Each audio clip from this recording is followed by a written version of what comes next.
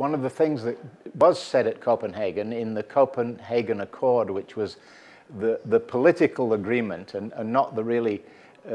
binding agreement that we hoped would emerge, but the political agreement that would emerge in the Copenhagen Accord, did make a promise on behalf of the rich donor nations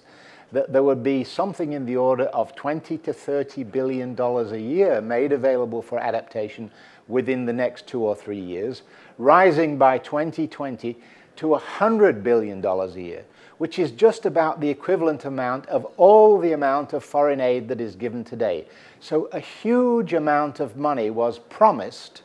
to help especially the poorer developing countries and the small island states adapt to climate change. Now, you can be skeptical about that, but if anything of that order of money came about, it would be extraordinarily difficult to manage in an effective way.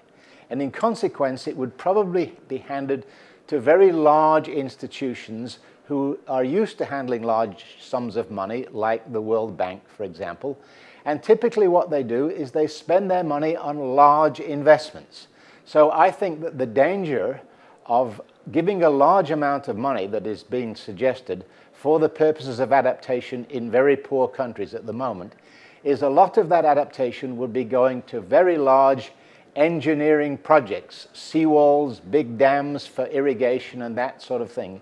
Whereas what is really needed is money to help strengthen the capacity and the ability of poorer people with lower livelihoods to strengthen their capacity through education, through intermediate levels of technology, through strengthening their livelihoods and their economy. And I'm afraid that large amounts of money would then go, because it is more efficient to manage large amounts of money by giving them out in big chunks. And that's what I mean by lumpy investment. And while we will need some of that, no doubt, I think there is a danger that we will get altogether too much of it.